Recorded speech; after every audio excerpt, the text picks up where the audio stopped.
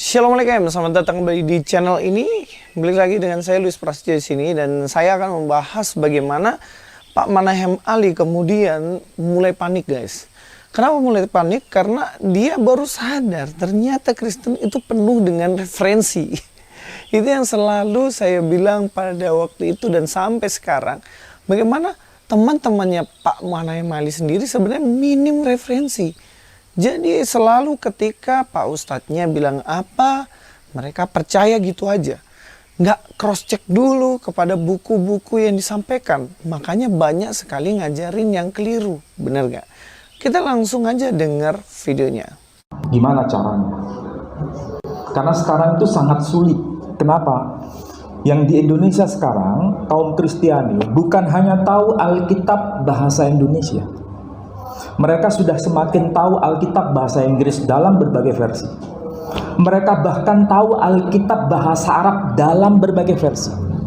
Mereka tahu literatur Kristen dalam bahasa Arab. Saudara sudah masuk ke sana belum? Bahkan mereka tahu ayat-ayat Quran dan tahu hadis-hadis.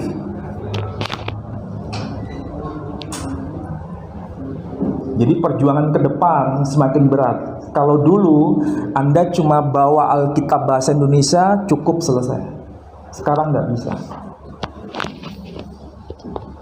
Bahkan mereka kalau menggunakan hadis bukan terjemahan, langsung kitab Sahih Bukhari bahasa Arabnya. Nanti saya berikan contoh. Tapi contohnya saya berposisi sebagai non-Muslim. Saya akan debat saudara dengan kitab saudara sendiri. Nah, di sini Pak Manahem Ali udah mulai panik, bener nggak? Dia takut, waduh ini nanti jamaah aku gimana kalau berhadapan dengan orang-orang Kristen. Sebab memang orang Kristen itu memahami Alkitab tidak hanya bahasa Indonesia, tetapi bahasa Inggris juga berbagai versi. Nggak hanya itu, ternyata bahasa Arab juga berbagai versi. Ternyata nggak sampai situ, ternyata bahasa Yunani, Ibrani juga paham. Nah, itu yang kami berusaha untuk sampaikan setiap hari. Bahwa kami ini orang Kristen tidak hanya baca terjemahan dalam bahasa Indonesia, tapi semua versi dan membandingkannya sehingga terhindar dari sesuatu yang keliru. Karena terbukti ketika kita bahas semua baik dalam bahasa Ibrani, Yunani, bahasa Inggris, bahasa Arab, bahasa Indonesia, tidak ada yang bertentangan. Semuanya sama aja. Jadi selama ini frame yang kalian bangun dengan mengatakan bahwa ya Kristen ini kaum terjemahan, ya Kristen ini kitabnya dirubah-rubah. Nah itu frame kalian itu keliru loh. Nah sekarang baru sadar kan dan kemudian panik.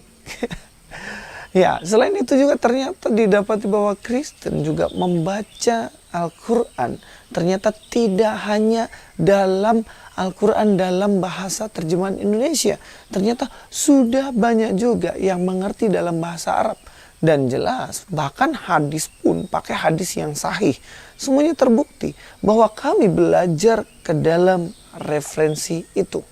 Itulah saya katakan penting untuk kita mengambil referensi yang benar. Supaya kita nggak salah dan nggak tersesat. Nah Pak Manahem Ali harus juga fair menyampaikan tentang ajaran Kristen. Nah, seringkali kan Pak Manahem Ali itu kan ngajarin Kristen, tapi sebenarnya muatan di dalamnya itu bukan muatan tentang Kristen. Oke, pelan-pelan, sekali lagi. Pak Manahem Ali dan teman-temannya seringkali kalau ngajar Kristen, itu tidak mengajarkan sudut pandang Kristen yang benar, tapi sudut pandang Islam. Sebagai contoh, Pak Manahem Ali selalu mengatakan bagaimana Yesus sebenarnya tidak disalib. Tetapi itu kan dalam versi Anda. Haruskah kalau Anda fair, Anda harus sampaikan Kristen memahami bahwa Yesus disalib. Nah, kemudian dari dua perbandingan ini, mari cari referensinya. Referensi baik sejarah, arkeologi, maupun catatan-catatan sejarawan pada zaman itu untuk membandingkannya. Sehingga melalui referensi ini orang akan sadar, oh ternyata Yesus benar-benar disalib.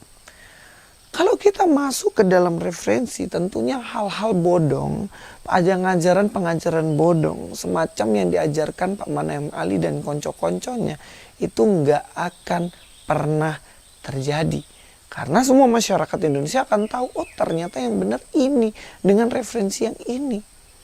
Nah, sebenarnya teman-teman Islam, apologet Islam, atau mereka yang ngaku kristologi, harus belajar dari apologet Kristen dong. Harusnya. Kenapa? Karena apologet Kristen ketika membuat perbandingan selalu mengambil sudut pandang Kristen dan sudut pandang Islam sendiri nggak dirubah. Oke, paham ya? Jadi sebagai contoh seperti ini.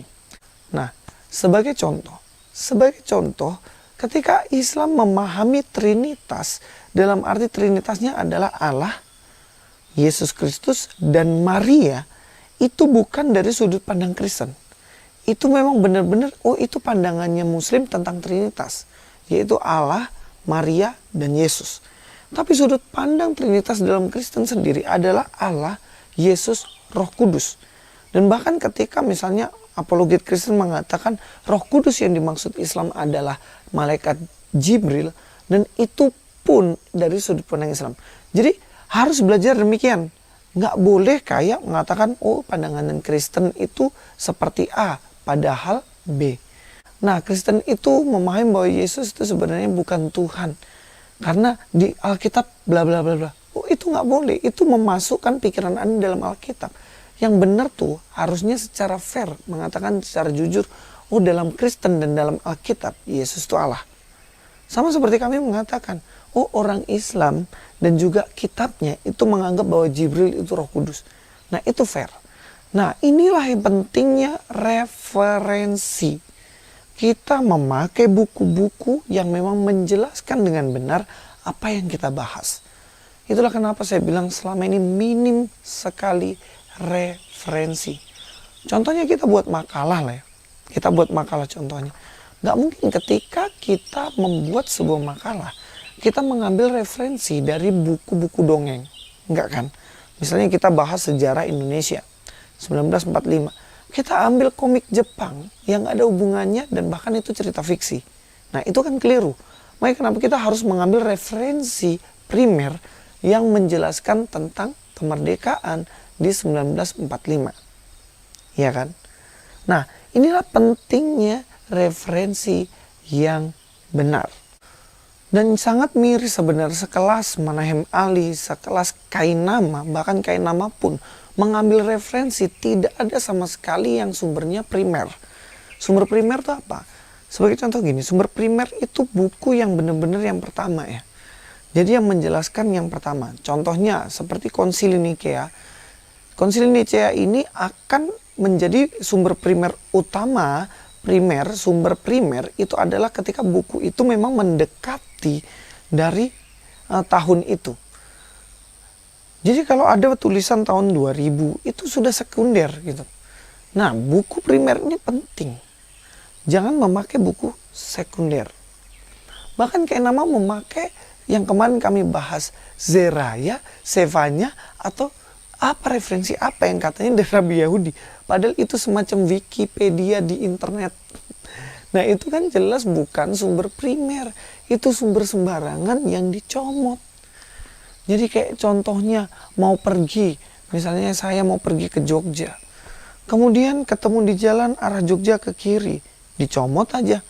Percaya sama tulisan itu dan kemudian dia ke kiri, nyasar contohnya.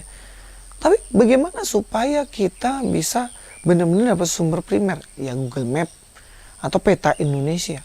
Nggak sembarangan comot gitu.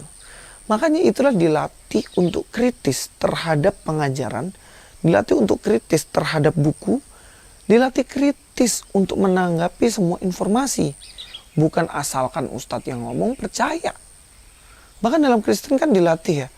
Walaupun itu pendeta pun kalau dia mengajar salah, berhak kita kritik. Gitu. Manusia itu ada salahnya. Boleh aja kita kritik dan luruskan. Kita fair gitu. Nggak boleh ditutup-tutupi kebenaran itu. Nah, mudah-mudahan kepanikan Pak Manahem Ali ini membuat teman-teman dari Muslim sadar pentingnya referensi. Jangan asal percaya, apalagi Kainama, Nandar, dan konco-konconya. Sampai ketemu di video selanjutnya. Luis Prasetyo di sini. God be with you all.